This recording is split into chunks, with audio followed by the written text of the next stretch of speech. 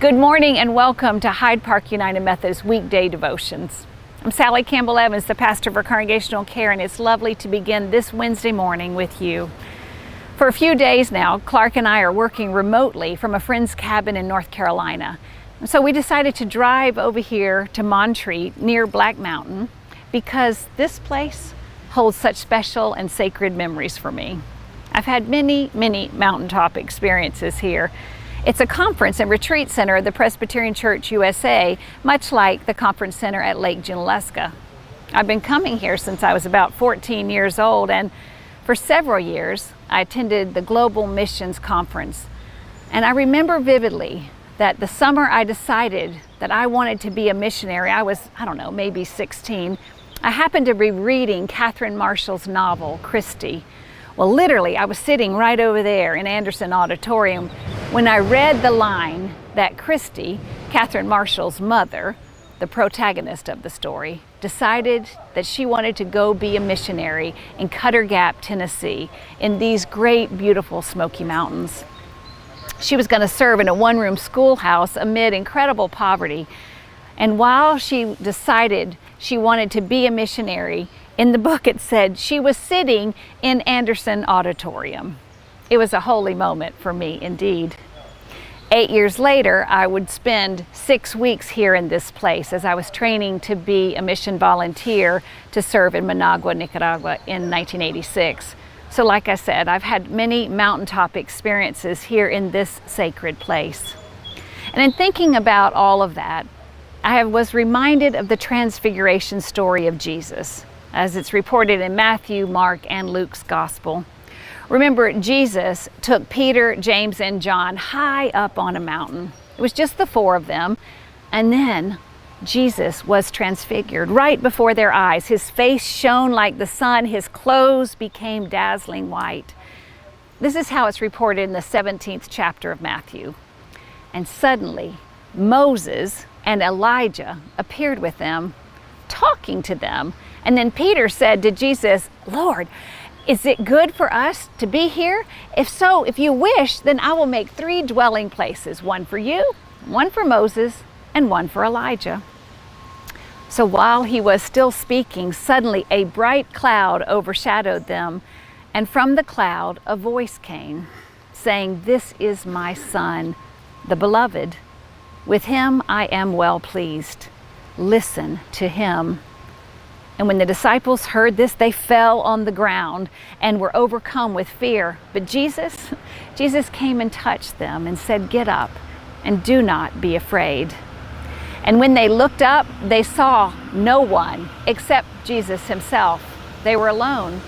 And so in the jargon or the language of Christian experience, this transfiguration of Christ, it was truly a mountaintop experience, perhaps the mountaintop experience of all. In that moment, it changed nothing, and yet somehow it changed everything. This is my Son, the Beloved.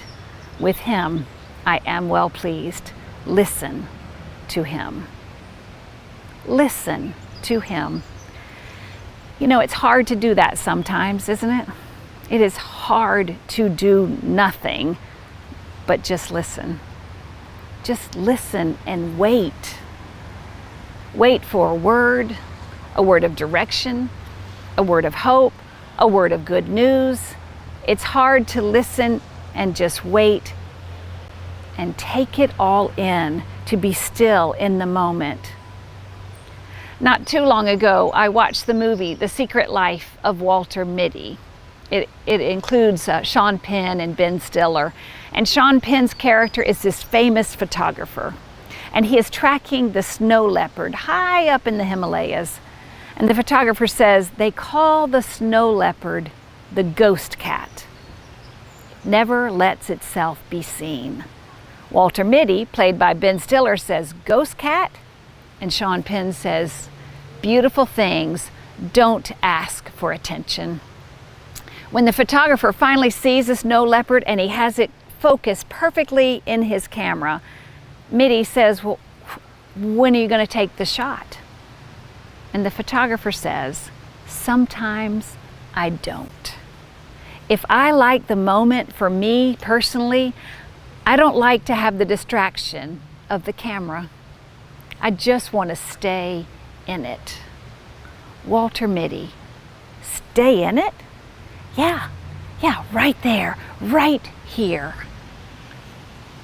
Stay in it, right there, right here. It's holy somehow. It's mystery. It's sacred.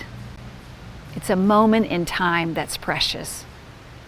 Yes, there are times when no action is required, when silence is the best, the most appropriate response to be made.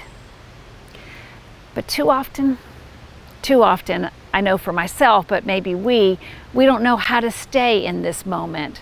For awe, like silence, well, it can be pretty uncomfortable.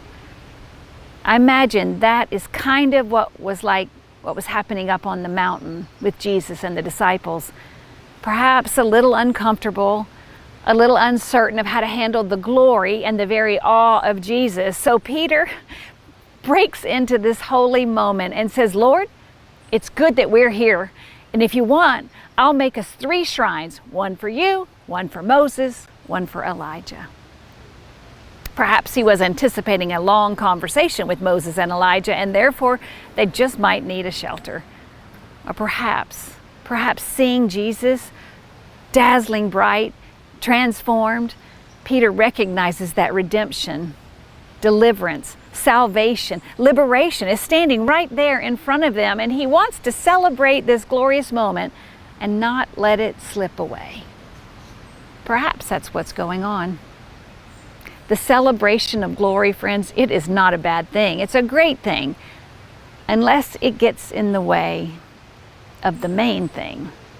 Listen again to verse 5.